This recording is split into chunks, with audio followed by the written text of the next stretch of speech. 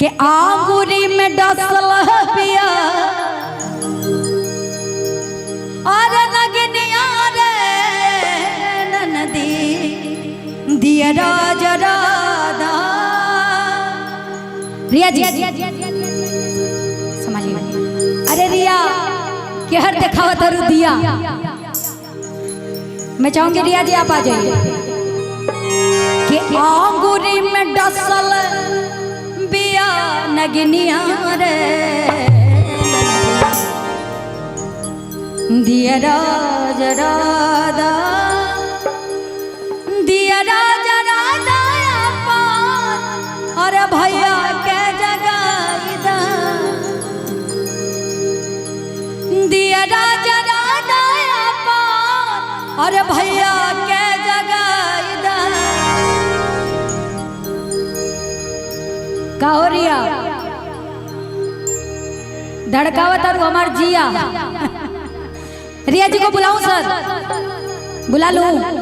आप लोग पहले ताली बजाइए, अपने आप आ जाएंगे वो। देख लीजिए हम कब से चिल्ला रहे हैं, मेरी बात का कोई वैल्यू नहीं है। कि दिया राजा राधा अरे भैया के जगह नौसे जड़ता लहरिया रे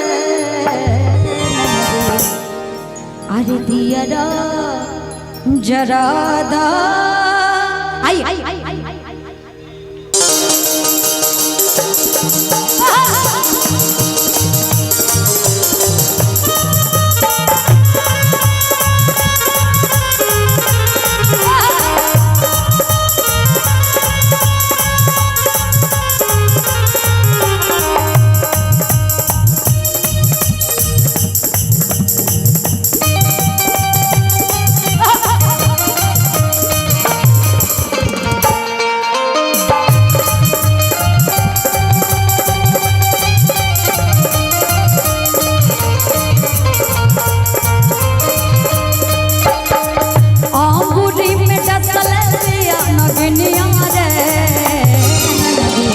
दिया राधा राधा आंगुरी में डसल दिया नगनिया रे नदी दिया राधा राधा दिया राजा राधा अपन भैया के जगाईदा दिया राजा राधा भैया के जगाईदा पूरी पूरी पूरी पूरी बोरा बोरा चढ़ाता लहरिया दिया राजा राधा पोरे पोरे चढ़ाता लहरिया रे नदी दिया राजा राधा।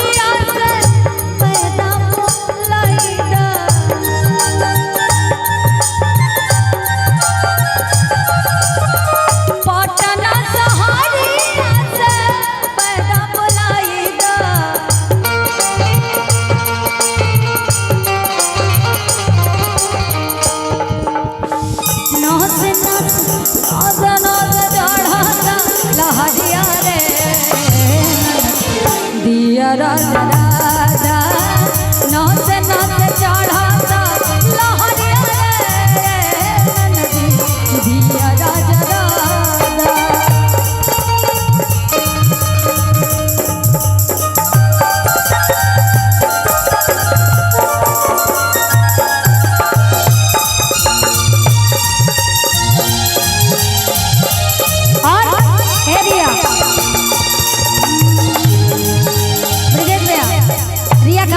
रिया खाती रिया मजा लेला झूलनिया के राजा मजा लेला झूलनिया के मजा लेला झूलनिया के राजा मजा लेला झूलनिया के मजा लेला झूलनिया के राजा हमारी चढ़ा जवनिया के राजा मजा लेला झूलनिया के राजा। और लेकिन ओरिजिनल क्या है ओरिजिनल कि हम ना जाइबे ससुर घर रे बाबा हम ना जाइबे ससुर घर रे बाबा हम ना जाइबे ससुर घर रे बाबा ये जोर हमार बाबा हम ना जाइबे ससुर घर रे बाबा हम ना जाइबे ससुर घर रे बाबा आंगुरी में डसल दिया लगनिया रे।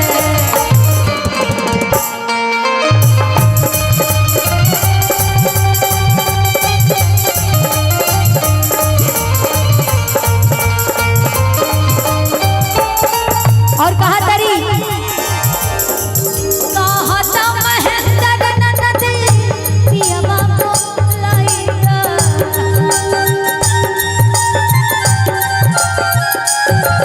कहता महेंद्र ननदी पियवा बोलाइया कहता महेंद्र ननदी पियवा बोलाइया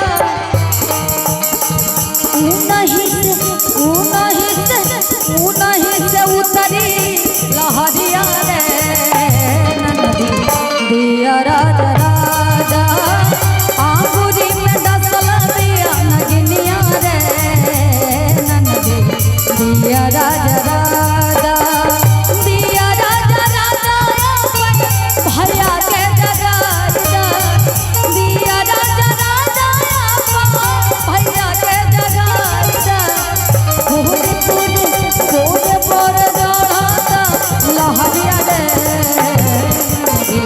दिया राजा राजा पूरे पर चढ़ाता लहरिया रे नदी दिया राजा राजा पूरे पर चढ़ाता लहरिया रे नदी दिया राजा राजा पूरे पर चढ़ाता लहरिया